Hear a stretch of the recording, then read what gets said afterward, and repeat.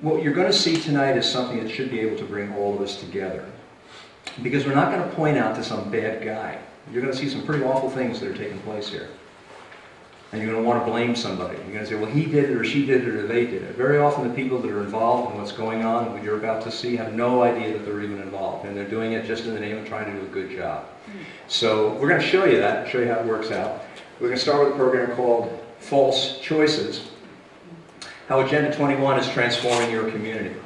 Now this woman you see here, Betty Perry, was arrested in 2007 in Orem, Utah. I don't know if you can notice it up there. She's got this little mark on her nose. And that's where the handcuffs hit her when she was taken away in a police car, placed in a holding tank.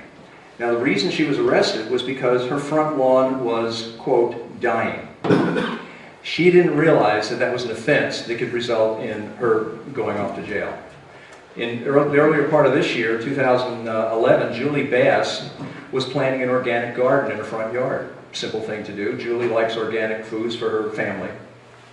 So they became quite expensive, so she decided, gee, I'll just start a little garden for myself. Seems interesting enough, innocent enough. However, she checked with the mayor first to be sure that was okay in their town. And the mayor said, well, that's fine. You can go ahead and plant a garden. We don't have a problem with that at all. She went to the town council, and they said, we don't care. That's fine. Plant your garden. Next thing you know, an enforcement code officer pulls up, and she's being hauled away and now faces 93 days in jail. What happened? The technology officer from town came in and said, that's not allowed under these new zoning ordinances that we've established through our master plan, and therefore you now face charges. She's now fighting those criminal charges. In Dade County, Florida, 1,500 people are losing their homes, and we're going to see why they're losing them and why they're having such difficulty in getting those back. And over here, 17,000 people in King County, Washington, have petitioned the county courthouse to try to win back their land rights because they've lost 65% of their land. So we're going to discuss just how can these crazy things happen. I mean, this is America, and this stuff doesn't happen here, right? Well, in order to get into this whole scheme of understanding why this is going on and how it may or may not affect you, we have to understand the value of property rights. Without property rights, we don't have freedom, we don't have liberty. They are unalienable. They are not lienable. You can't place liens against those. That was the meaning of the word. But it also means it cannot be severed. Property rights cannot be taken away from us. And our founding fathers made a specific point of that. They even went to the Constitution, and the Fifth Amendment of the Constitution said, no person shall be deprived of life, liberty, or property without due process of law, nor shall our private property be taken for the public use without just compensation. So why all this emphasis on property? Well, it's real simple. We talk about rights all the time, but after a while we begin to take those rights for granted, and we forget just what they actually mean to us. So let me put property rights in perspective. You and I and everyone else in this room are organic, living beings. We need certain things in order to survive. We need food, we need land, we need a roof over our head. We have to at least have the ability to have that completely within our control, and nobody with the ability to take it away from you. If you don't have that ability, then you're either a serf or you're on your way there. You have to at least have the opportunity, live in a nation where, you know what, I can own this and it's mine and nobody can ever get it away from me. That's why our founding fathers found property rights so very important. It's something that you were given the authority, the ability through the Constitution to own, and no one could ever take it away from you. Now that's the way we work in the United States of America. But not all countries work that way. So what I'd like to introduce you to is the United Nations Agenda 21. We're going to learn all about this tonight, and it also goes by another name, Sustainable Development. You'll find that these two terms are used interchangeably. So we're going to trace the very history of it. So to understand the documents, you have to understand the people who put those documents together. So two people are primarily responsible for this. In 1986, the United Nations requested a report be done. Actually, in 1982, they requested the report. It was finally completed in 87. They requested a report that said, what can we do to protect our planet against things like global warming, against the misuse of our natural resources, and also to eliminate poverty. So they asked Gro Brundtland if she would head up a commission and write this report. So you have to let's understand a little bit about Gro Brundtland. Gro Brundtland was the Prime Minister of Norway 3 times in a row. She's a popular gal. Gro is also the Vice President of the World Socialist Party. Now, since most of the world is socialist anyway, that's not so hard to believe. That makes sense. But what we might understand is what Gros believes. If you go onto the website of the World Socialist Party here in the United States, our chapter of it, here's what it says. The World Socialist Party of the United States is part of a globalist socialist movement that believes capitalism cannot meet the needs of the majority of people in the world, however progressive it might become. To meet these needs, capitalism must be replaced by socialism. Now, there's nothing wrong with this if that's what you believe in, but you need to understand, if you're going to understand where Agenda 21 came from and how this whole piece came to be put together, you need to understand the people that wrote the documents that created it. This gal thinks we need to get rid of capitalism, so that's one of her main objectives. We also have another gentleman I'd like to introduce you to named Maurice Strong. Now, Maurice is kind of an interesting guy. He was the former director of the UN Environmental Program. He's also the chairman of the World Wildlife Foundation. Now, Maurice is a cool guy to get to know. Maurice, by the time he was 25 years old, was the president of Dome Petroleum in Canada. So he was already doing fairly well for himself. He also purchased 200,000 acres of land over the largest freshwater aquifer in the United States, along with Adnan Khashoggi. We all remember who Adnan Khashoggi is? Yeah. Everybody heard? He was the arms dealer that got in trouble a whole bunch of years back. But he was in the newspaper, I guess, probably in the 80s. He was in there most of the time. So these two got together, bought the land up, and the idea was, what we'll do is we'll just barricade the water and then release it to the southwestern United States, and we'll make a fortune for ourselves. We'll control all the water flow to all these farmers down there that need water. So it's like a real cool way to make money. Except the local environmental groups came in and they said, well, wait a minute, you can't do this. So they stopped him and they made him pull out of there, and they paid him a few $1 million to get lost, and he wasn't really very environmentally friendly. So, for some bizarre reason, this guy, who just got chased out by environmental groups, suddenly was called upon in 1979 to become the director of the UN Environmental Program. Why? Well, I don't know. Sometimes maybe it's who you know and not what it is that you do. As the director of the UN Environmental Program, he had a mission. And I want you to listen to this mission because you're going to hear this pop up again and again and again. We're back in 1979 now. To provide new leadership and encourage partnership in caring for the environment by inspiring, informing, and enabling nations and peoples to improve their quality of life without compromising that of future generations. It all sounds like good stuff. I want to take care of today, have a good quality of life, and I don't want to compromise the future generations. Sound good? Absolutely, sounds good to me. I'm all on board with that. So we have two players here. One who's a socialist who said, I need to destroy the capitalist system. The other, who made a fortune in the capitalist system, but then moved onward and decided the environmental program was a better way. Not exactly on the up and up all the time, dealing with arms traders, doing shady deals with land and so on, and also the head of an oil company. So some of the things he did were not completely on the up and up. If you try to track Maurice down today, you can probably find him because he lives in China. Anybody remember the Oil for Food program? And the scandal that followed that? Yeah. That was Maurice. He was in the middle of it. So we're having a little bit of trouble tracking Maurice down these days. But these are the players. These are the two guys who are mostly responsible for this. A book called Our Common Future. By 1987, that book was completed. And it outlined exactly what sustainable development would look like. In fact, there's the report. I don't want you to, by the way, let me preface this. I don't want you to take my word for anything that I say this evening. Everything is documented, everything's provable. Amazon.com, you can buy this book for, I don't remember, 15, 20 bucks, you can buy the book. And if you go to chapter 2 in here, it will define what sustainable development is. It is development that meets the needs of the present without compromising the ability of future generations to meet their own needs. Sound familiar? I know I just heard that just a moment ago. Yeah, that was Maurice back in 1979 at the United Nations. So that kind of, worked its way right in here in this book in chapter 2. It's called Towards a Sustainable Development. Now, what this book does is it defines what mankind throughout the world, this isn't just the United States, this is every nation on earth, what mankind has to do in order to protect the planet from this new thing that was just starting, this whole global warming thing, right about then that was starting to gain popularity.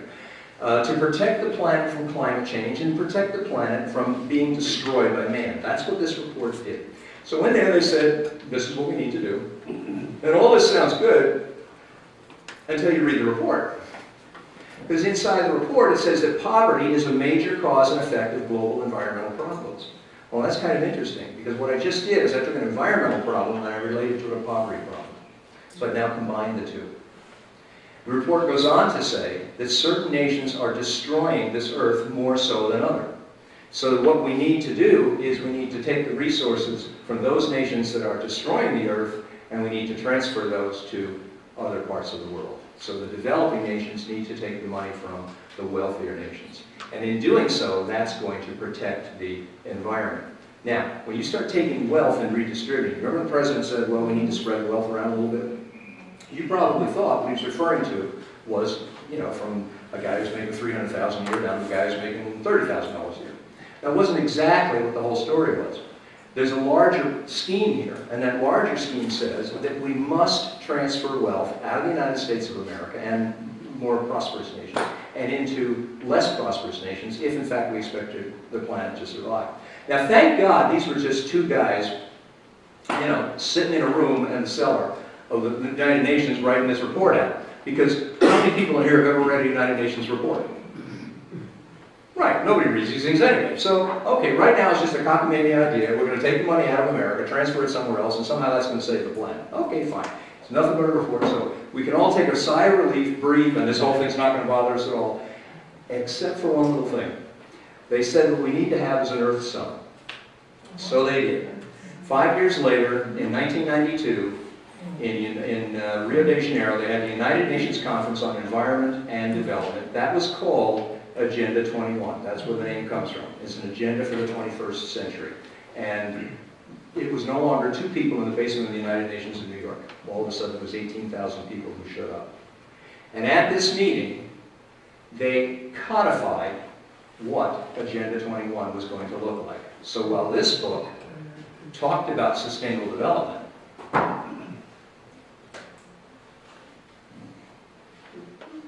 okay. There we go. I knew it was there. It was buried in the basement of the UN. This book codified the report here. So we now have an action plan. Everybody in here heard the word Agenda 21? Have you heard it? You heard the name? Okay, this is it. This is Agenda 21. It's not a fantasy. It's not some tinfoil hat scheme. This is Agenda 21.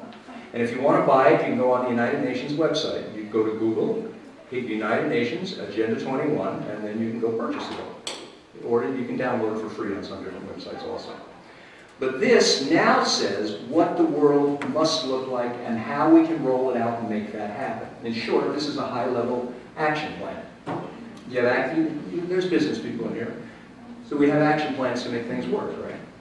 So that's what this is. This is an action plan. Well, okay, so we have a meeting.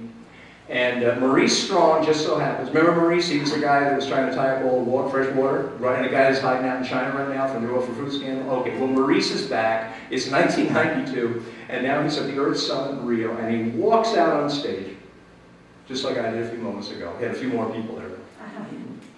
And instead of saying, well, am I wired up, can you guys hear me? He said something a little different. These were his opening remarks. Current lifestyles and consumption patterns of the affluent middle class involving high meat intake, the use of fossil fuels, electrical appliances, home and workplace air conditioning, and suburban housing are not sustainable. Remember we said it was towards a sustainable community, towards sustainability? Well, now we're deciding what's no longer sustainable. And if it's not sustainable, that means we must begin to eliminate it. He also said, is it the only hope for the planet that the industrialized civilizations collapse?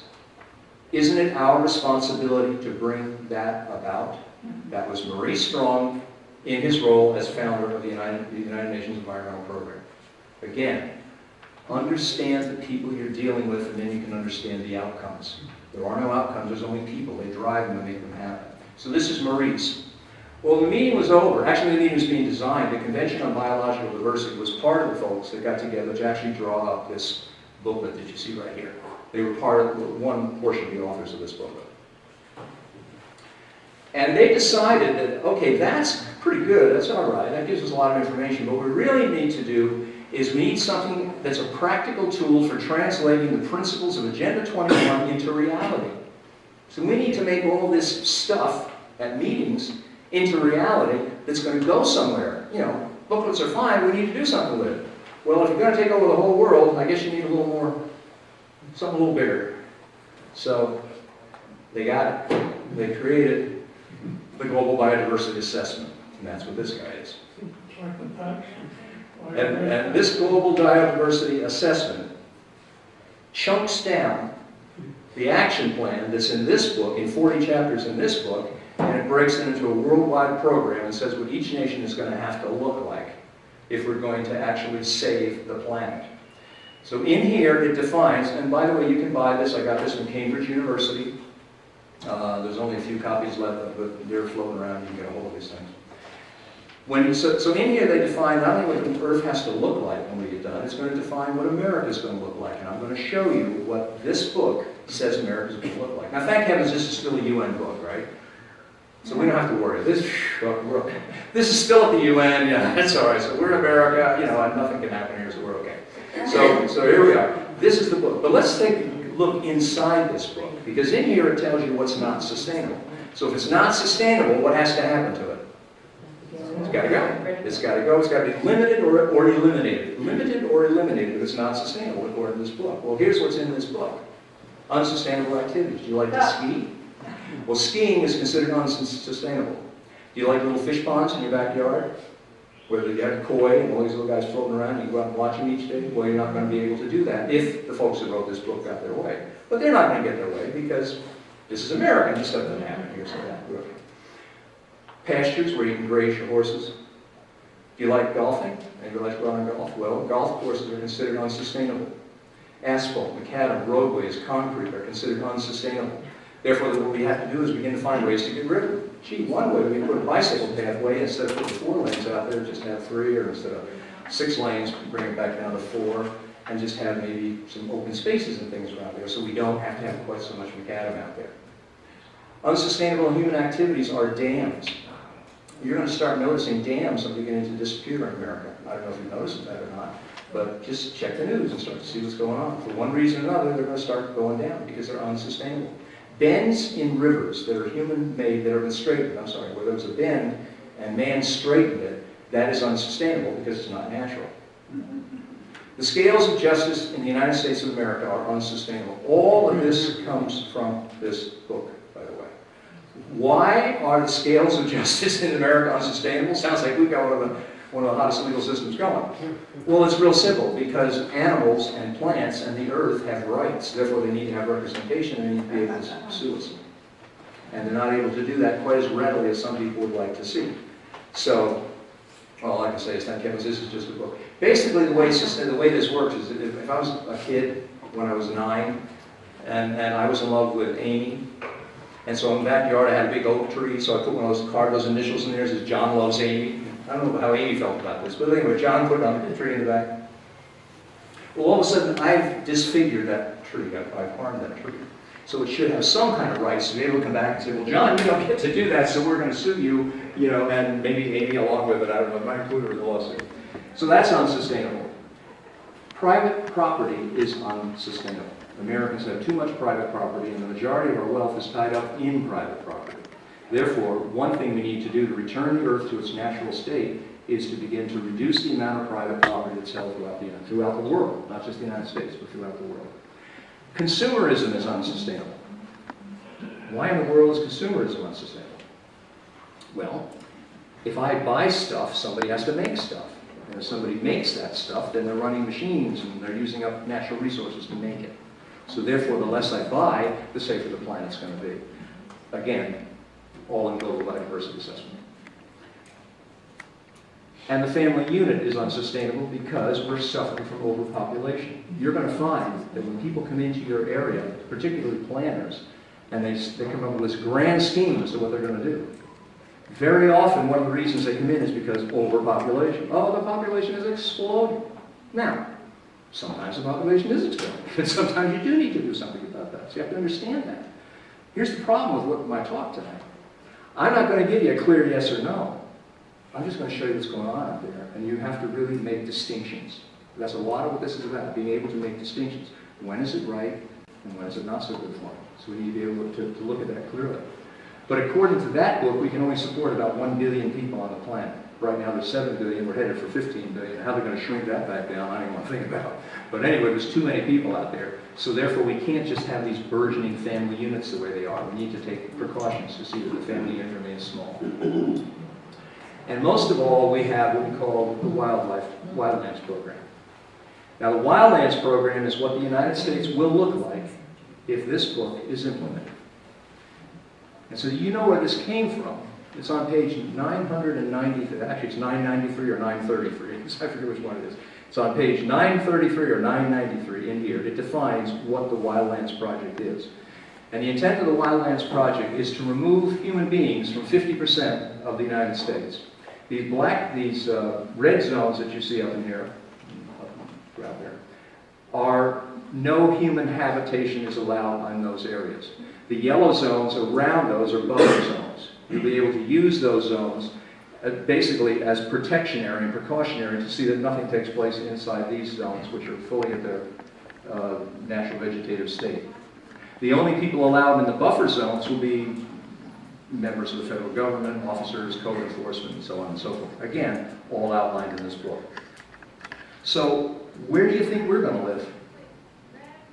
If the wild animals and the wolves and everybody else is taking over the rest of it, where are we? Inner cities. Well, that's about it. We're over here in these little dots that you might see here. And you'll see little black dots over here and little black dots over here. And those are what we call high-density habitats. So this book, and in conjunction with several different meetings of the United Nations, each over a 5-year period from Johannesburg, Germany, right up to present day, have defined what it's going to take worldwide to get us to look like that. Now this map is kind of interesting because you say to yourself, well, okay, this is America, you know, nothing like that could ever happen here. And thank God it was still only a United Nations book, right? So we're okay, we're safe, we're sound, this is a bunch of people from the UN, we'll never have to worry about it. Let's just go back and live life the way we were living it, because it can't happen, well, maybe it can happen. In 1992, George H.W. Bush signed the agreement, a soft treaty in Rio, to implement Agenda 21, Sustainable Development in the United States. He agreed, became a signatory to what they call the Rio Declaration, which you all have a copy of. I think if you have a little copy of this sheet of paper that has the United Nations logo on the upper left-hand corner. He signed on to that and agreed to bring it to the United States. Now we're still safe, okay, we're okay, we don't have to worry about it, because a soft treaty has no teeth. So it means you can't enforce it, you can't do anything with it. So thank God, whew, maybe old George made a mistake, but we're still covered. Except for one thing. In June of 1993, Bill Clinton came along and he signed Executive Order 12852, which created the President's Council on Sustainable Development to begin implementation in federal agencies. And that's called, this. Towards a Sustainable America. There are 7 of these, and you can download them. I'll give you a website. You can go there and you can download them, or you can order them from the U.S. Printing Office. These were done back in the early 90s. In here, he defines, the Council on Sustainable Development defines exactly what sustainable development is going to look like in the United States of America. So let's just trace the breadcrumbs, like Hansel and Gretel did. We're going to follow till we're sure to get back home again. Let's understand, we had Gros and Maurice and a team of 12 other people put together a report for the UN saying how we're going to save the United States, and this came out back in 1987. This said we need to develop a sustainable world, not just America, not just America. That report was codified in the UN Agenda 21 in 1992. George Bush signed on to it and agreed to everything that's in this book, the Global Biodiversity Assessment. It didn't mean anything because it was a soft treaty and had no teeth until Bill Clinton signed it into an executive order and established the President's Council on Sustainable Development. It is now in the United States. It's here. It crossed the borders. We can no longer say this is just some scheme in the basement of the UN at the end of 42nd Street. Well, it didn't stop there, because once Bill signed the order, everybody else got on board. By 1997, the U.S. Conference of Mayors had created the Joint Center for Sustainable Communities. And why wouldn't they? If I say sustainable development, I don't think bad things, I think good things. I think I want to, recycle my garbage. I want to take care of my front lawn. I want to, build a home that's built responsibly. What could possibly be wrong with sustainable development? And the answer is, There's nothing wrong with sustainable development. What's wrong is when you take a good idea and you co-opt it with a political agenda. That's what's wrong. So we need to make those distinctions. When do I really have sustainable development, and really do I have a political agenda that calls itself sustainable development? By 2001, the National Governors Association endorsed smart growth, advancing statewide sustainable development. And in 2011, President Barack Obama signed Executive Order 13575 and created the White House Rural Communities Act, enabling implementation of sustainable development in 16% of the United States of America. Well, okay, it's still a bunch of executive orders, right? I mean, you know, how can you turn an executive order into something that's going to bother me in my own backyard? I mean, that's absolutely ridiculous. And is this really Agenda 21? Come on, I mean, this is, can't possibly be. Well, actually, if you go into that book, which I just held up there, the President's Council on Sustainable Development is explicitly charged with recommending a national action plan on how to achieve a sustainable development in the U.S. The PCSD was conceived, and here it is, to formulate recommendations for the implementation of Agenda 21. So when somebody looks at you and they say, oh, you're nuts, we're not part of Agenda 21, I want you to go right to this website right here, or Google it. State Department submission to the 5th session of the Commission on Sustainable Development, or just State Department, 5th session, PCSD, that'll do it, April 1997. And you're going to find that the only reason the President's Council was formed was to implement Agenda 21. There was no other reason. Did they read? Did they what? Did they read? They do read. Yeah, they read. Now, how did this get to our backyard? Because presidents control regulatory agencies. And regulatory agencies write what? Regulations. That's what they do for a living. They sit there and they write regulations. So now we just bypassed Congress. There's nothing to vote on any longer. There's nothing that your council has to, the congressman or your senator has anything to do with, because we bypassed that whole process. When the president created an executive order, he now embedded it down in 11 of the federal agencies at that time. But he also embedded it, partnered up with non-governmental organizations. And has everybody heard of non-governmental organizations? Do you know what they are? NGOs? Okay, good. There's only one that seems really solid. We'll give you a little bit more information on that. But groups like the APA here, the American Planning Association, Institute for Sustainable Communities, the Trust for Public Land, and so on. All of these principles that were put together in here and from this global biodiversity assessment, they now made their way down into these agencies. So when regulations are being drawn up by the EPA, when they're being drawn up by the Forest Service and so on, they're in compliance with the President's Council on Sustainable Development, because that's what agencies do. They're supposed to be in compliance with what the President says. He's the boss. He gets to tell them what they can do and what they're not allowed to do. So the motto of this whole Agenda 21 program is development that meets the needs of the present without compromising the ability of future generations to meet their own needs. Have you ever heard that before? Where did we hear that one before? Oh, Maurice. Maurice came out with that, and all of a sudden now it's worked its way all the way up into the Agenda 21. And Agenda 21 consists of 3 E's. These 3 E's, by the way, are defined in this book. Came right out of this book. So you can go in there and you can find where they are. First one is social equity. Social equity is when the individual gives up his personal wants for the needs of the community. We're going to tear into that a little bit more, take a closer look at it. Economic prosperity is part of the 3 E's. Free market is replaced by public-private partnerships, and there's an international transfers of wealth. We're going to talk about that a little. And then ecological integrity, where individual rights are subordinated to environmental needs. So what does all this mean to you and I? Well, laws, under social equity, laws coerce individuals to give up their personal wants for the needs of the community. Or, as Harvey Rubin there said, individual rights will have to take a back seat to the collective in the process of implementing sustainable development. Harvey Rubin is a member of ICLEI. We'll hear a little more about ICLEI in just a moment here. And get this, don't forget Harvey's picture here, because we're going to come back to Harvey again in just a minute, and you're going to meet him a little bit closer. Individual rights will have to take a back seat to the collective. What kind of talking is this? Is this, yeah, it's kind of weird. This is not American talking. This is not what we think of when we think of the United States of America and buy a little piece of property where I can, have a little stream in the backyard and raise my kids and put a little swing set for my grandchildren. But all of a sudden, we've got a whole new language that's happening, and it's all in the name of this sustainable development. Economic prosperity, there's two components of economic prosperity, according to Our Common Future, according to the Agenda 21 book, and according to the seven booklets that are put out by the President's Council on Sustainable Development. And a transfer of wealth simply means this. The developmental and environmental objectives of Agenda 21 will require a substantial flow of new and additional financial resources to developing nations. The Rio Declaration says equity will be achieved through implementation of the international economic order and through transfers of resources to developing countries. Do you get what I'm talking about here? We're going to save the planet. We're not going to save the planet by living responsibly. We're not going to save the planet by recycling. We're going to save the planet by creating a whole new social structure among the people who live there. Now, this would be wacky if it was nothing but a report written in the basement of the United Nations in 1987. But that's not what it is anymore. Now it's here in the United States of America.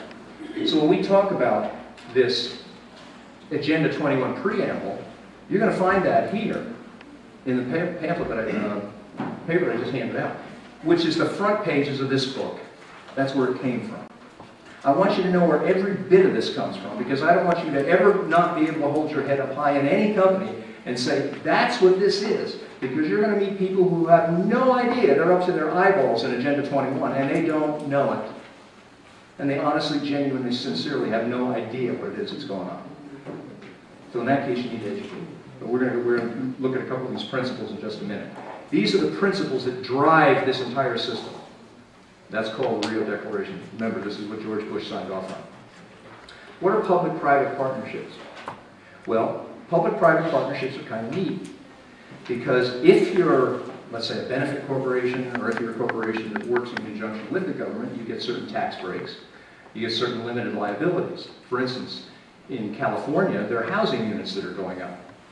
And most people, I know there's builders in this room right now, they're responsible, and they know if I build a structure, I build it well because I know that at the end of the day, I'm responsible. They're going to come back to me. And besides, I'm a good businessman. I want to be able to build more businesses. I want people to come back to me. So we do a good job to take care of our customers. But some of these agreements, not all of them, some of these agreements say, you know what? The builder has no liability. So if the roof's fallen in, or this is caving in, or the sheetrock wasn't done properly, or whatever, they have absolutely no liability. They're forgiven. And that's beginning to happen in different sustainable communities across the United States. And again, I use the word distinction. It's not happening everywhere. There's really honest builders out there who want to do a good job to give the community what they want. So we need to be able to separate the two. The problem with public-private partnerships is this. The guy who's on the outside has a rough time with it. If you're not part of the PPP, then you're part of the free enterprise system. All of a sudden, you're paying the high taxes, you have the normal liabilities, you have limited access to those federal dollars, you have high competition, high cost of getting a hold of cash and money, and you often run into a struggle to survive. Ultimately, PPPs, if they grow large enough, they begin to drive out that middle-class businessman that's so essential and reliable in the United States of America. That's one of the pieces that I'm here for. I'm one of those free enterprise guys in the middle who runs a small business. So I begin to see around me how these things happen. And we have ecological integrity. That was the third E. This is where individual rights are subordinated to nature. It's nature over man. In the Rio Declaration, human beings are at the center of concerns for sustainable development. They're entitled to a healthy and productive life in harmony with nature. Now, this is principle number one. I want you to look at this from a couple of standpoints. First of all, viewpoints. We're going to tear that sentence apart because I want you to understand what that thing says and the impact of that sentence. This came from this book, Agenda 21. This is the Bible of this whole movement that we've described right now through our current president, actually. But if you'll take out this little sheet of paper, you have it on your chair there. It's got the UN logo in the upper left-hand corner. But it's not blue. It's not blue. No, sir. I'm so sorry. We copied them in black and white. If you go down to principle number one, we'll read it right off the paper, and this should be exactly what's up there. Human beings are at the center of concerns for sustainable development. So all of a sudden, sustainable development is a human issue. It's no longer a climactic issue. It's no longer just a planetary thing. It's no longer the planet comes and goes, the species come and go. That's not even part of the equation anymore. We're at the center of this problem. So the fact that the planet's not sustaining the way it needs to be, according to certain people's equations, it's our fault. That's number one. But number two, they, meaning us, are entitled to a healthy, productive life. Let me stop you right there. Who in the world gets to tell me what kind of life I'm entitled to? Anybody?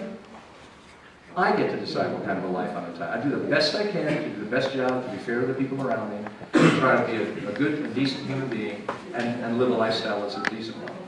But all of a sudden, we have someone telling us what we're entitled to and not. And then the last part of that sentence, they're entitled to a healthy, productive life in harmony with nature.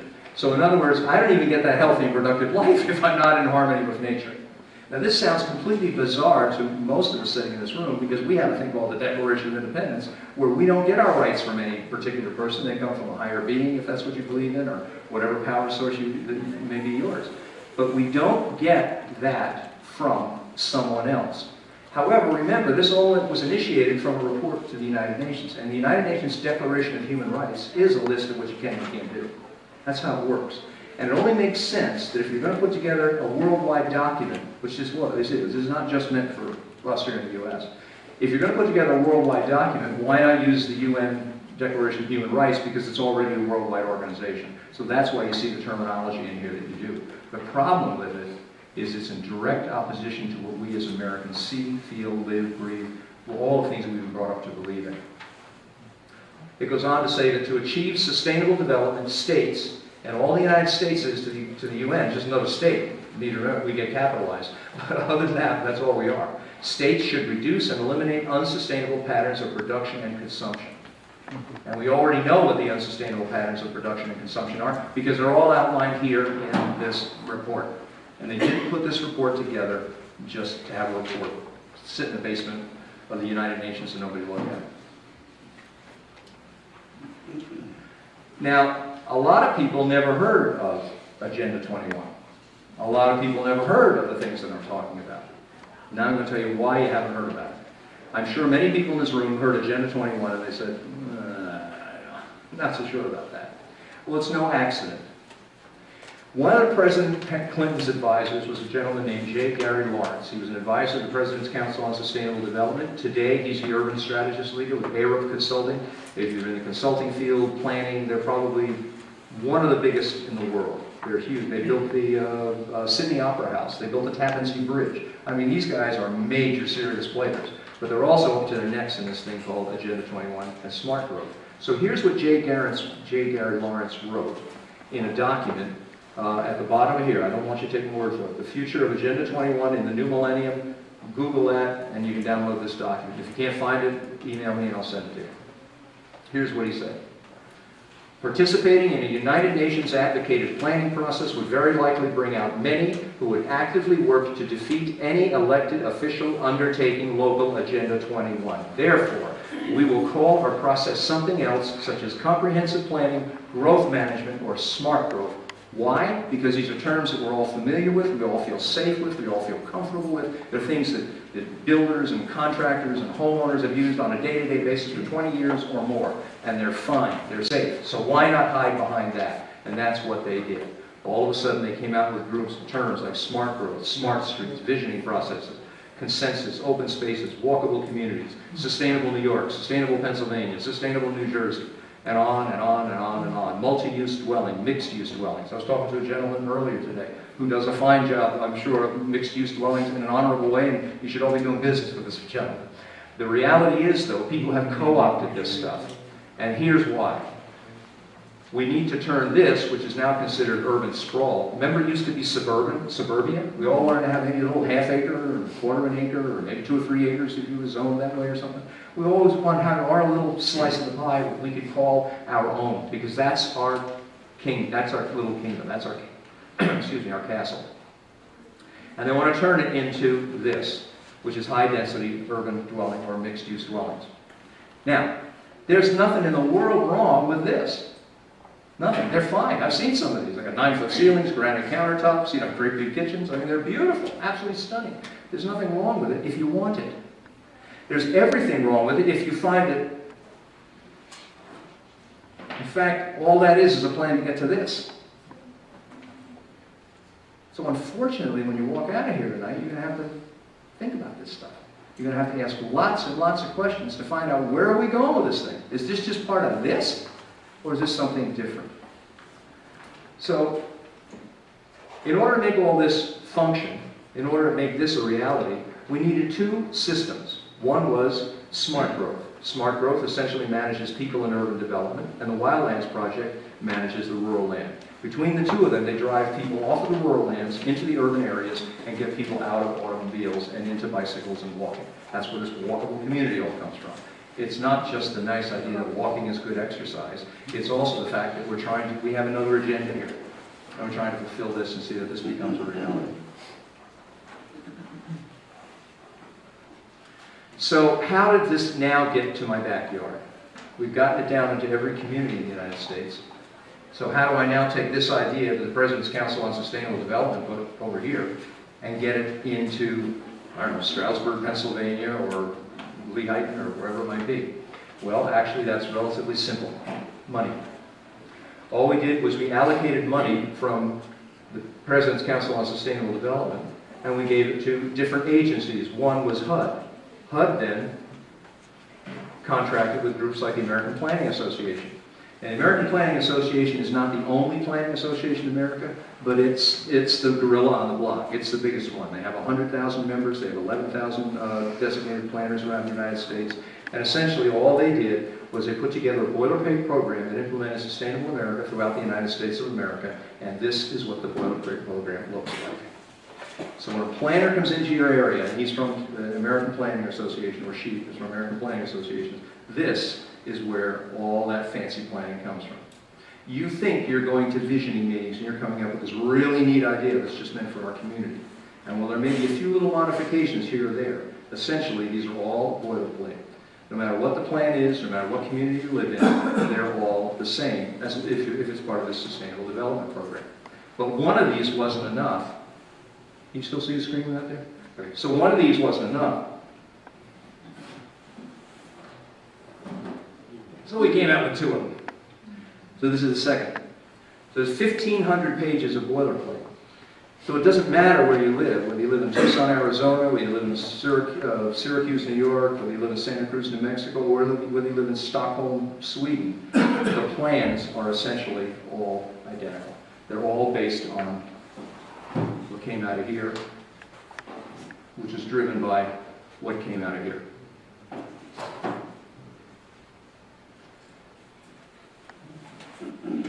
In addition to these planning organizations implementing Agenda 21 throughout various communities, by the way, Agenda 21 is in every county in the United States of America. If you doubt me, then just plug in sustainable development, social equity. Let's separate sustainable development, the kind you and I think of, which is healthy, from social equity, the UN thing, and your county, and see what pops up. You're going to find it in there. Also, the Worldwide Fund for Nature, the World Resources Institute, International Union for Conservation in Nature, these all fund and provide grants and provide documentation and direction to implement a Sustainable Development Agenda 20, the Agenda 21 version of it. These guys you may never have heard of. They are some of the largest NGOs in the world. In many cases, they have millions of members. They have the clout of small nations. And here's why. When a treaty is put together, these are the people with the money to do the due diligence and the background work to put those treaties together. So they'll actually provide the documentation to an emerging country or even a fully developed nation, and that will become the basis for a full-blown treaty later on. It starts out as a soft treaty and becomes a full-blown treaty. So you probably may not have heard of these folks, but you have heard of these folks. The Sierra Club, Audubon Society, Nature Conservancy, National Wildlife Federation. Part of the bylaws and regulations that they function by are in direct compliance with what comes out of Agenda 21. Now let me just, time out. I'm not saying that everything the Sierra Club ever did was bad. It's not. They do a lot of good stuff. I'm not saying everything the Audubon Society did was bad. They do a lot of good stuff. In the same way with the National Wildlife and Nature Conservancy. They do a lot of good things to help our planet and to help our nation. But they're also doing some things that are going to implement this. So again, we've got to make those distinctions when we're sitting down with our local planners or we're attending our local planning meetings. ICLE is one of those non-governmental organizations that we just talked about. They don't belong to the United Nations, but they do work in concert with them, and often at the auspices of them. Their job was to roll out Agenda 21. We have the documentation where there's actual meetings between the United Nations and the officers running ICLE, and they said, this is your job. We want you guys, since you've done such a good job so far, to take the wheel and roll out Agenda 21. And so they do. They push local communities to regulate the environment. They guide visioning meetings with stakeholders. We're going to show you what some of these visioning meetings look like, and they're not what you might think they are. Gain elected official buy-in via grants and intimidation. The quickest way that I can take your property rights away is to wave grant money in front of you. And those property rights just go up like they evaporate. Minimize protests. Implement and enforce sustainable development. ICLE right now operates in over 600 counties in the United States. And I'm not going to wait for all these to scroll forward ahead. Their goal is to operate in 1,000 communities. I think it's by, I'm not sure, 2014, 2015. They want to be in 1,000 different communities. And they are gaining ground in some areas, but they're also losing ground in other areas. And we're going to describe exactly where that is. This just scrolls and goes on and on and on and on. And I just want to give you some kind of an idea of the impact that this group ICLE has here in the United States of America. So when somebody says ICLE is not part of the UN, excuse me, but they are part of it. They're not part of the UN, but they've been authorized by the United Nations to go into all these communities to implement the Agenda 21 program that we were just talking about. Now, in June of this year, Executive Order 13575 was signed by our President. And Executive Order 13575 said that it granted the federal government authority over the food, fiber, and energy for 16% of the United States of America. It provided 25 governmental agencies the power and leverage federal investments in rural areas to increase the impact of federal dollars and create the economic opportunities to improve the quality of life in rural America. Doesn't that sound great? Let's start to look at what I just said. I just said I'm now in charge of food, fiber, and energy for 16% of the United States of America in one office, the Office of the Presidency, because all these federal agencies report up to the Presidency. I just provided all this power to 25 government agencies. Go to Wikipedia, there aren't 25 federal agencies, there's only 24. So where's the 25th one? How do we do that one? That was interesting. It was a wild card that the President threw in. In case we ever do have another agency, we're covered. So we know that these guys are going to be in there and they'll be able to have all this power. Power to do what, though? To leverage federal investments. What is a federal investment? Reach in your pocket. Reach in your wallet. Check your checking account. That's what a federal investment is. It's your money. They're investing your money. But hopefully it's for the good of society, so maybe it all rolls out and it's okay, right? Well, let's see. They're going to invest our money in rural areas to increase the impact of federal dollars, to create economic opportunities. How do you increase the impact of federal dollars? There's only one way to do it. How do I increase the impact of federal money? I increase impact by writing laws. I create more regulations, more restrictions, more limitations.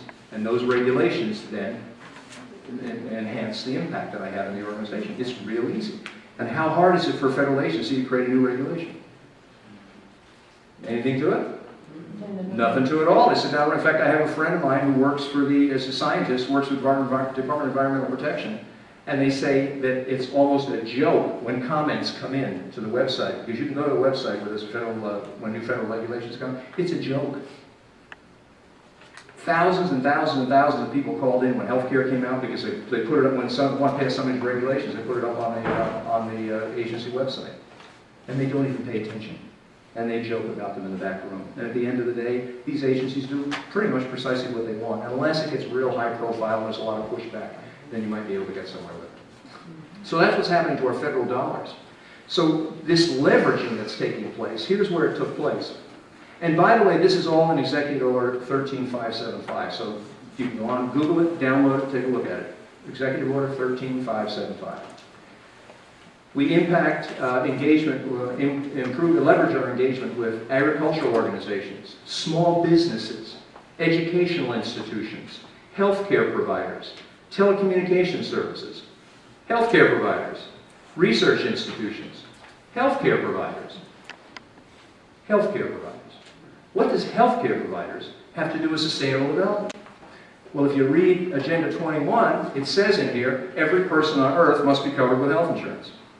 Now, am I saying that the Affordable Care Act that President Obama passed last year was part of Agenda 21? No, I'm not, because I don't know if he did it with this in mind or not. I can't get inside the guy's head. I don't know. All I know is it certainly works in concert with it, so it worked out rather well. If he did it or not is anybody's guess. But the reality is, healthcare was already written into Agenda 21 and already signed on by the United States. Law enforcement, state government agencies, local government agencies, all subject to leveraging by the federal government, which essentially gives the federal government power over food production, land use, and a de facto cap and trade program for 16% of the United States of America. That's what Executive Order 13575 does for you and I. You remember when the president went on this rural rural communities tour a while ago when he had those 2 buses? About $1 million a pop or something like that? Okay. That was paid for under the White House Rural Communities Act. That was why it was called the White House Rural Bus Tour, because this is the group that paid for it. The buses were made, everybody remember where they were made? Canada. The buses, now, full disclosure, they weren't completely made in Canada. Some of the parts were actually made here in the United States, but the bulk of the money went off to Canada. Now, we do that right here in Pennsylvania, I understand. We can put those buses together and done a fine job here. Why in the world would you transfer jobs and money out of the United States unless you were trying to distribute wealth to different nations? Right. Why would I tie up all of my resources here in the United States? I remember from when I was in geography class, when I went to school, about 122 years ago, I think it was when I graduated, they used to talk about the United States being fantastic because they had all these natural resources that made us such a powerhouse of a nation. Well, all of a sudden, we can't get to these resources. And we've discovered new energy resources, and we can't get near those either. But we will give loan guarantees to Brazil so that they can go out and build the same deep water rig that we're concerned about and then sink the thing in the Gulf of Mexico and begin drilling for oil there with our money guaranteeing the loans to make that happen. And then go to that country and say, we want to be your best customer. See how the money goes? Okay, maybe that's not what it's all about, but it sure does fit the formula. 19 days after that executive order was signed by the president, leading figures from the Obama administration, cabinet agencies, U.S. Congress, major corporations, nonprofits, and civil society organizations all met in New York with members of ICLEI. ICLEI's job, according to the UN, was to roll out Agenda 21. So they all had a nice lunch, I guess, after they signed off on the deal. Now, here's what you need to be concerned about on a local level, is how this stuff gets into my community. And again, I want to differentiate again. I'm not saying that every ounce of planning that takes place in the country is bad planning. I'm not. I have a very dear friend who put together a program for 10 different communities. And she did a wonderful job. And they have open spaces there. They've got certain historic preservations on some buildings. They have water issues that they cleared up. And they're now sustainable through the year 2030. Nobody lost anything. They got a little bit of grant money, but they made darn sure there were no strings attached to that grant money. So I'm not saying that you can't have planning and have good planning. I'm saying that you've got to be vigilant. Now, what will happen is, in this Agenda 21 version of Sustainable Development, which is all over the place, a planner or a group member from ICLEI or NGO or maybe from the American Planning Association will approach certain stakeholders in your community. And a stakeholder is not necessarily somebody who lives in the community. It's a like-minded individual who agrees with what the planner wants.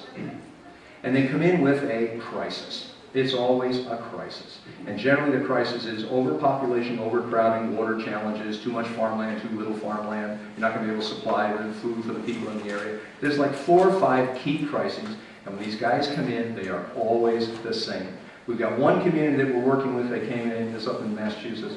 And they said, well, we've got an overpopulation problem, and if this thing keeps going the way it is, by the year 2030, you're going to have, exploding here. Therefore, we've got to begin to redivide the property here and change the way your standard your living is going.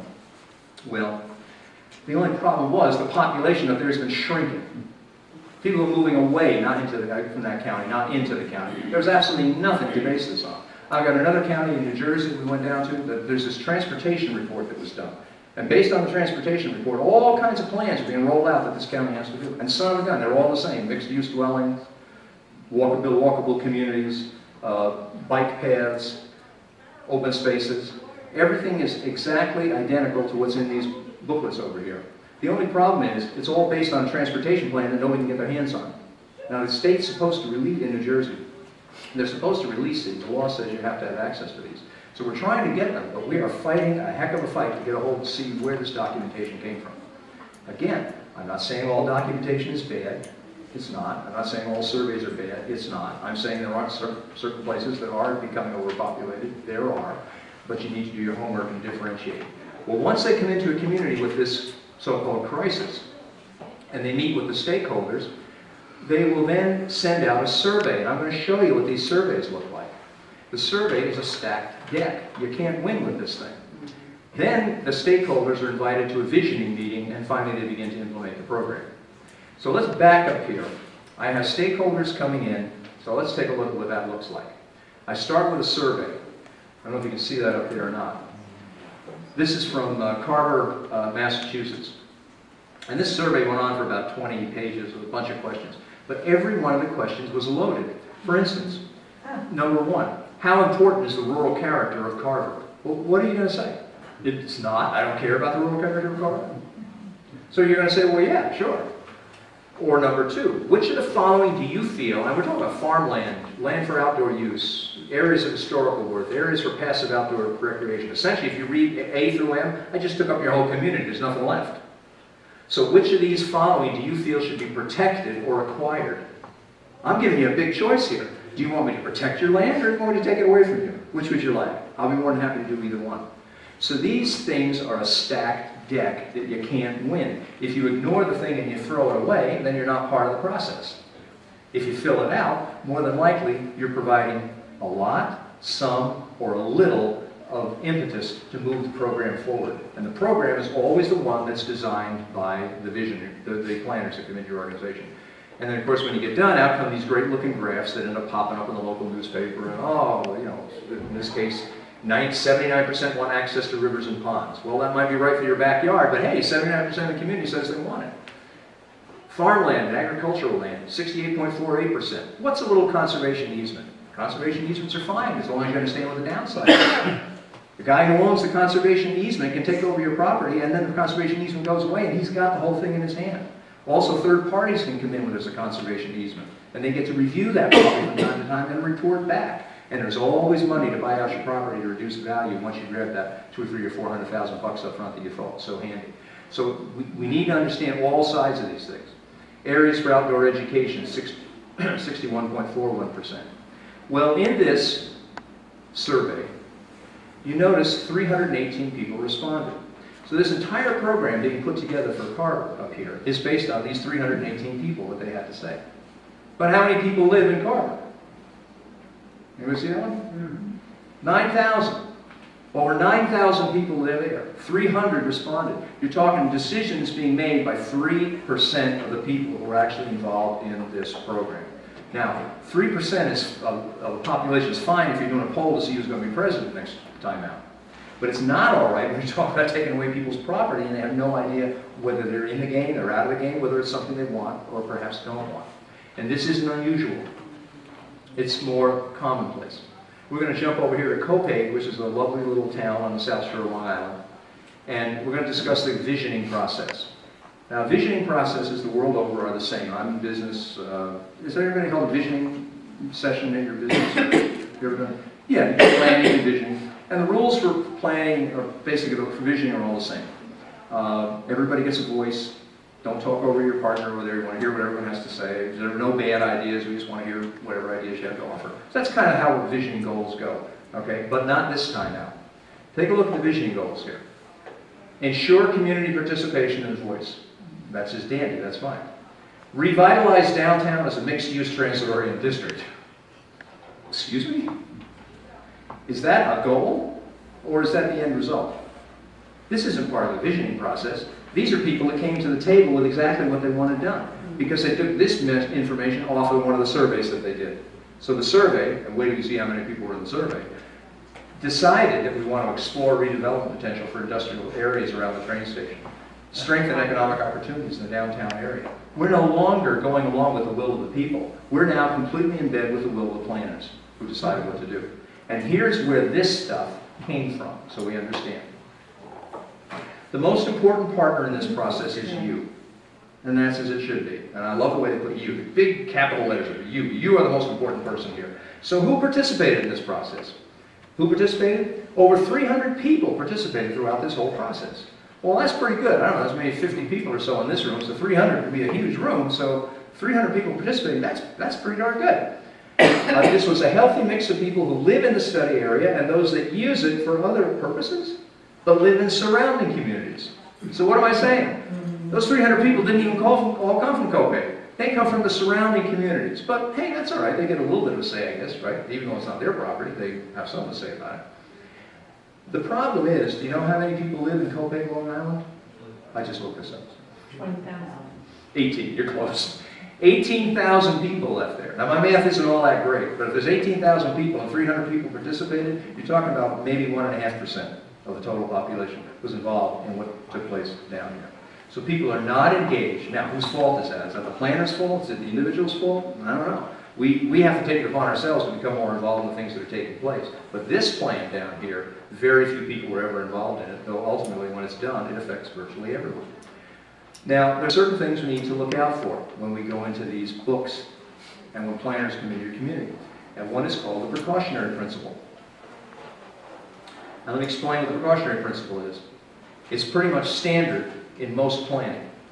It says that where threats of serious or irreversible harm to people or nature exist, anticipatory action will be taken to prevent damages to human and environmental health, even when full scientific certainty about cause and effect is not available, with the intent of safeguarding the quality of life for current and future generations.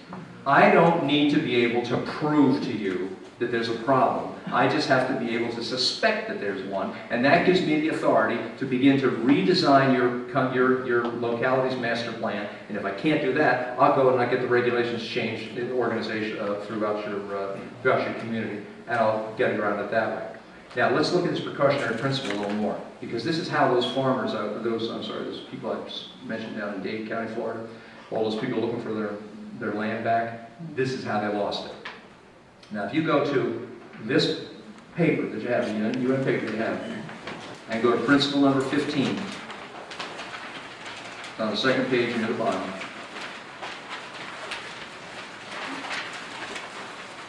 In order to protect the environment, the precautionary approach should be widely applied by states according to their capabilities. Where there are threats of serious or irreversible damage, lack of full scientific certainty shall not be used as a reason for postponing cost-effective measures to prevent environmental degradation. What happened in Dade, Miami County, Florida, in that area that I showed you in the very beginning, was the local Department of Environmental Management came in and said, this is a wetland, and therefore you guys are going to have to move, we'll give you a certain amount of money for it, and they offered like 30 cents on the dollar. The people didn't want to do 30 cents on the dollar, so they called in the Army Corps of Engineers. The Army Corps of Engineers said, there's no wetland here. You have no problem at all. There's absolutely no scientific proof that this is a wetland. So what happened? Durham went out and they pulled out the precautionary principle. And they said, we don't have to be able to prove it. That is happening throughout the United States of America. It's not happening everywhere. It's not happening in every community. It's not every single plan. But it's out there enough that you need to understand what's happening to protect your own rights. Fishing from North Carolina to the Keys has some of the best red snapper fishing anywhere. In fact, there's a joke among the local fishermen. There's so many red snappers out there, you dive in the water and they catch you. 70% of our fleet is at dry dock down there. Why? Because the EPA won't allow them to fish there. Why? Because they said that there's a shortage based on not science, not numbers, but precautionary principle and consensus among certain parties, certain environmental groups. Consensus, that's going to pop up again too. Well, if you think the precautionary principle is troubling, where do you see the amortization of non-conforming uses? The amortization of non-conforming uses is in Chapter 8 of whatever Volume 2 is here, of those two books. The whole chapter on it. And here's how amortization of non-conforming uses works. If you think you can't lose your property, if you think, well, I have nothing to worry about because, my community is protected from all this stuff, no worries. Try this. But for homeowners who live in a community that adopts the guidebook's vision, that's the guidebook they're talking about. Growing Smart Legislative Guidebook. The APA, American Planning Association, amortization proposal means the extinguishing over time of their right to occupy their houses and without just compensation for loss of that property. How long they have been there before they must forfeit their homes will be completely up to the local government. When you sign on to these programs, this is the deal that you're signing on for. Now, there are ways to get out of this, so I'll explain some of this. But you have to understand this is real. Now, that's like a Chinese menu. Remember I said these were templates? So it doesn't mean like everything that's in here is bad. It doesn't mean that everything in here is going to be in your community. It's not. It doesn't mean that every planner is necessarily using this book. Most of them do, but not necessarily all of them. So you might say, well, look, I got a sharp town council. They're going to take one look at the amortization of non-conforming uses and say, get that out of here. We're not going to do that. Well, I'm going to show you that it won't matter. You'll get stuck with it anyway. And here's how. All I have to do is create a regional board. And then they roll your plan up into the regional plan. And then whatever the regional plan has to say, you're stuck with it. So you think you had all these local protections? They just went out the window. But of course you have to approve that first, right? Well, let me show you how that works. This is downloadable. You can get a policy framework for adopting the precautionary principle, January 2004, Washington State. Took it right off the internet. This was approved in 2004. And here's what they did. The local community decided that they didn't want to go along with these land grabs. So they voted against it. So here's what the planners did. You're going to watch this thing roll up so fast you're not even going to notice. It's like a worm slipping into a mud bank. So I'm going to let you know when we come into the good sentence. Individual policies in Washington State, King County, and the City of Seattle include aspects of the precautionary principle. Precautionary principle came out of here, remember? That was in here, that's what we were reading. Well, now it's in here. And now it's in a planning program for Washington State here. Here's the sentence. However, adopting our recommended amendment within city and community comprehensive plans would provide a more comprehensive and unified approach to decision-making in local government, an approach which is based on the values held by Seattle and King County and recognize the importance of all communities. That was it. That's the sentence that did it. They signed on to this, and all of a sudden, 17,000 people didn't know what hit them. That's why those people were in that picture, in that news clipping that I had, marching down the county clerk's office with petitions, which were not successful in trying to get their property back again. That's the precautionary, that's the amortization of non-conforming uses. Again, does that mean that all regional groups are not good? No, it doesn't. I have a very dear friend of mine who has a regional group up in Pennsylvania, not far from here. He's a wonderful guy. He would never want something like this to happen. But it does mean that as citizens, we have to be alert to what's going on around us. This is the 17,000 people. The ordinance 15053 created the 6510 rule. And what the 6510 rule said, it was on 65% of your property if you own 5 acres of land or more. You could not build, you could not do anything other than leave that land in its natural vegetative state. So what happens to my property if I give up 65% of it to somebody else? I don't own it anymore. Let's suppose my son or my daughter comes to me and said, hey Dad, things are going kind of rough right now financially, could we move in with you? To which I would say, well no, but I have a couple extra acres in the back, why don't you take one of those and we'll put a house up there for you, we'll find a nice builder and you'll be off and running until you get your feet on the ground. And then I'll have another piece of another building. So, you know, I'm building my own little small empire here. Well, they're saying, no, you don't get to do any of that stuff. Suppose I want to put a swing set back there for my grandchildren when they come over, a swimming pool. I don't get to do that. And the 10% means that 10% of their land can only have impervious structures on it. The driveway, the building, and so on and so forth. That's all they can actually build on. These people didn't realize this is what was happening to the property. And that's why they were screaming. Now, their property values are starting to drop. In some cases, they've gone up. Full disclosure, some of them have actually gone up. Others have gone down. But over time, what happens is they tend to go up, and then they begin to drop. And they tend to drop down because those urban areas across the way are where all the building is going on. And that's where all the money is being made, and that's where all the value is being extended. And that comes from trading off of development rights. There's several ways that properties are confiscated through this scheme. One of them is through conservation easements or trading in development rights. A conservation easement very often is, a whole group will go into a farmland and say, well, you know, we've done surveys here, and we find that it's cheaper to have farmland because you don't have to have all those support, the community support and utilities and so on out there. So all those community services aren't necessary. So it's a lot cheaper to have farms, and you're able to raise fresh fruits and vegetables, and you can feed the community. So you don't want to have builders coming in here. So here's what we'll do.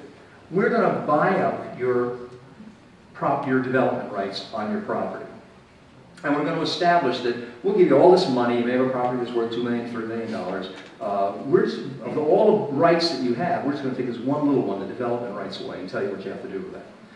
And in turn, we'll give you, I don't know, $500,000. So the guy's saying, wow, this is right. Great, but you get to keep the property. Now here's what the guy just did that he doesn't realize. He does get to keep the property. And he does have $500,000 in his pocket, which is nothing to complain about. So it all looks good. But what happens is he has now these best practices that are put in place by federal agencies. And the best practices keep getting ratcheted up and up and up.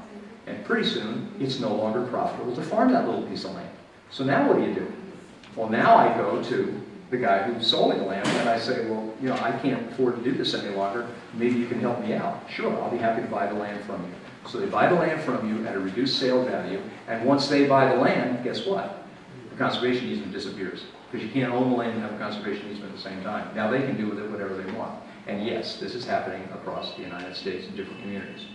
In Kings County, Washington, 141,000 acres was lost of homeowners' development rights were lost on 141,000 acres. 2,400 potential dwelling units were moved into urban areas. When you get involved with these community programs through this Agenda 21 program, everything is predetermined. You think your visioning is yours. You think these ideas are yours. You think there's a consensus among the community. But in fact, that consensus has already been predetermined. Over in New Jersey, this is going, a great example of this is a group called Sustainable New Jersey. Now, we've met with these people. And they've sworn up and down we have nothing to do with UN Agenda 21. We have nothing to do with the sustainable development that you're talking about. Now, we're pure is the term they love to use. Except that, if you look down here, look down here, I don't know if you can see it from there, their program encompasses the three equal interrelated components of sustainability: prosperity, which is economic prosperity; planet practice, which was the environment; and people embrace social equity. So equity, environment, and the economy. The three E's are right there in their program. That's Sustainable Jersey. But it doesn't just stop there. Sustainable Jersey in practically every town over in New Jersey. If you go to little town of Denville, in the township of Denville in New Jersey, you go on their website and what do you see? That first line right there, I don't know if you can make it out or not.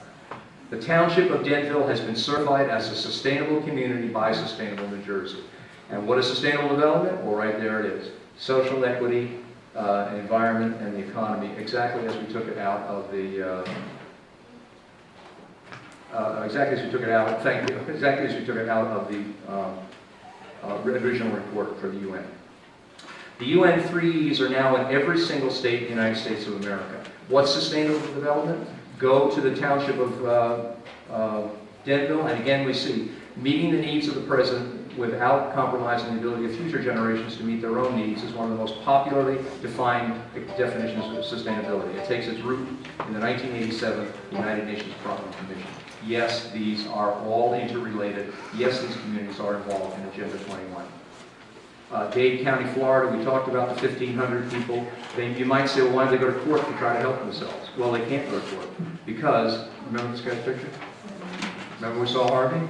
He was the guy that said in developing sustainable development, the needs of the individual are going to have to take a back seat to the needs of the collective. That was Harvey. Well, he's also the clerk of the court. So there's no way these people in Dade County, Florida are going to get any relief by going through the legal system. He also sits on the advisory board to the ICLAI. This is also influencing our children.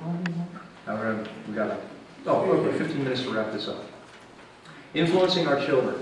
The goal of the United Nations Decade for Education for Sustainable Development, for which UNESCO is the lead agency, is to integrate the principles, values, and practices of sustainable development in all aspects of education and learning. Now understand what we said here.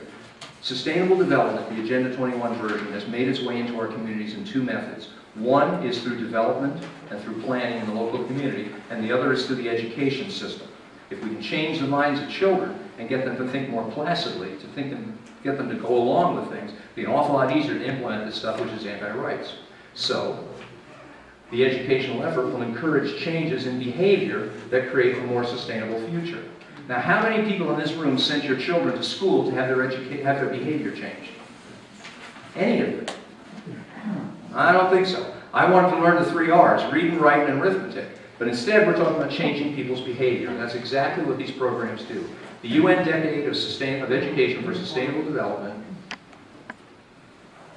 which is right here, this is the overview of the program, is nothing but the 40 chapters of Agenda 21 put in a classroom training program and approved by the Department of Education and the National Education Association for use in the United States.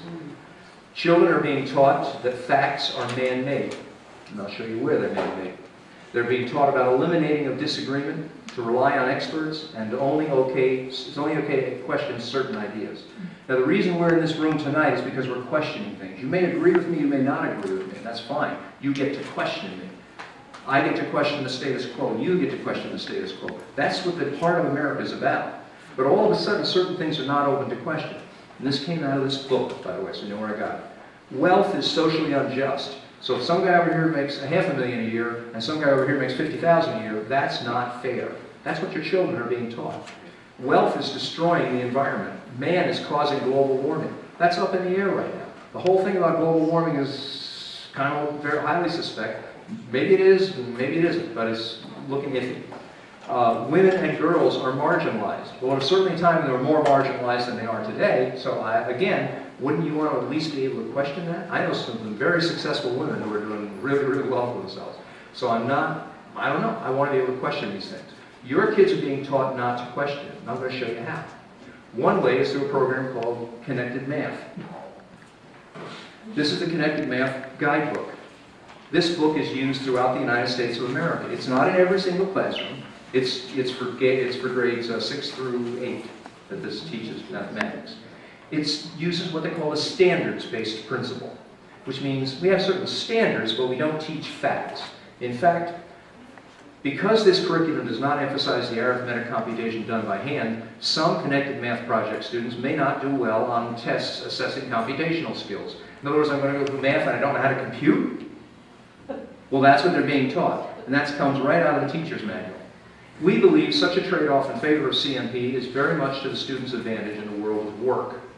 But if you think that's troubling, read what's on page 17. Standard 3. I'll take it right out of the book. Page 17. Through discussing problems and their solutions, students learn to reason. They learn that mathematics is man-made, that it is arbitrary, and good solutions are arrived at by consensus among those who are considered expert. So we no longer can just say that, hey, 3 times 3 is, well, we don't know, because it's a consensus. Your children are being taught consensus. More and more through society, you're going to hear this term consensus pop up. Have you heard about the idea that there's a consensus that there's man-made global warming? Yes. There is no such thing in science. As I said, my friend is a scientist. They don't do consensus. They do facts, and you either prove them or you disprove them. And if you prove them, then you go on to become a hypothesis. And if that sticks, then it becomes a theory one day. Did you ever hear of the hypothesis of anthropogenic global warming? There was no such thing. It just became a theory overnight, and suddenly it had the same status as a theory of relativity. How did that happen? It happened through the notion that consensus was okay, and we put it everywhere. And that's what your children are being taught in school. Consensus. Math is arbitrary. Now, there are people fighting back trying to get this out of the school system. In Texas, they got it out of a few of the school districts. But there's a lot of controversy over this. There are reports out that say that this is, quote, an exemplary system. Guess where they come from? The Department of Education. That's who says it's an exemplary system. And the way they get it into the school system is through grants. They give grant money for training, the schools suck up the grant money, and they're stuck with the program. Influencing our children. Now, you might think that all this is just a bad mistake, like new math, and maybe we're just, we tried to teach our kids the right things, so we did a good job, we kind of messed up. Well, I'm going to show you that that's not the case at all. What you're seeing here is intentional. And I got this right out of here, Education for Sustainable Development Toolkit, written by Rosalind McEwen. She's one of those experts. And here's what Rosalind had to say. Generally, more highly educated people who have higher incomes consume more resources than poorly educated people who tend to have lower incomes. In this case, more education increases the threat to sustainability. You get the connection? You think this is an accident? It's not. Nobody spends, to the best of my knowledge, spends more money on education than we do per child in the United States of America. And yet our grades keep dropping and dropping and dropping and dropping. And part of the reason is because of exactly what you see in this booklet. If the kids are highly educated, they consume more, and that's going to be bad for the planet. Therefore, we only want them to know so much, and consensus is easy. If I get a kid that's been drilled consensus in his head, then he becomes very compliant.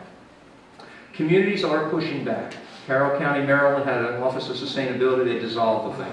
Las Cruces, New Mexico, Carver, Massachusetts, all of these are towns. The state of Florida just outlawed smart growth throughout the whole state. That didn't stop all development, but it woke a lot of people up. Virginia is pushing back. Spartanburg, South Carolina. Carroll County, Maryland, we just mentioned. Edmonds, Oklahoma dropped out of ICLAI. Montgomery County, Pennsylvania dropped out. Oklahoma City dropped out. 14 communities across the country now have dropped out of this ICLAI program. They said we've had enough of it. I'm on time now. The Wisconsin legislature introduced bills enabling local governments to repeal comprehensive plans.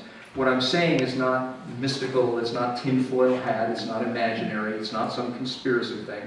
This is happening. 2 bills have passed are in the legislation right now to try to return property rights back that have come in when community planners come in and alter those master plans so that people win their property back again. And in Bonner County, Idaho, we're working very closely with the people out there. They've established a property rights council to protect private property rights from governmental activity. Governments are coming, bypassing your local community, bypassing your local town laws, bypassing your local ordinances, and money is coming right down from HUD. And when you accept that HUD money, there's a 66-page document under NOFA, Notice of Funds. It is now 8:35 and the library will close promptly at 9 p.m. Go to page 11 in that document and it will tell you exactly what your community is going to look like, whether you want it or not, if you took that money. And here's what you can do. Learn more, Google the stuff that I put up here. I want you to check out open spaces. When people say it's overpopulated, find out why. Ask for definitions of social and economic justice. Write out what your concerns are, get them to your town. Check with your representatives, find out their names and educate those people. Demand political candidates take a stand on this sustainable development stuff, this version of sustainable development. Remember, we're not against sustainable development. We're against this version of it. Recruit your neighbors and your friends to get involved. And in conclusion, our local communities are now in peril because a small group seeks to convince us that unless we surrender our property and our freedoms, unless we subsume our individual rights to the good of the community, the planet will not survive. Yet this is a false choice. For over 200 years, Americans have protected our planet, our nation, and our liberties. As communities, we can pull together to create our own plans to improve the environment, without the control of international groups and the seductive lure of easy federal grants. Working together, we can save our environment and keep our rights and freedoms. That is the real choice. Thank you, ladies and gentlemen.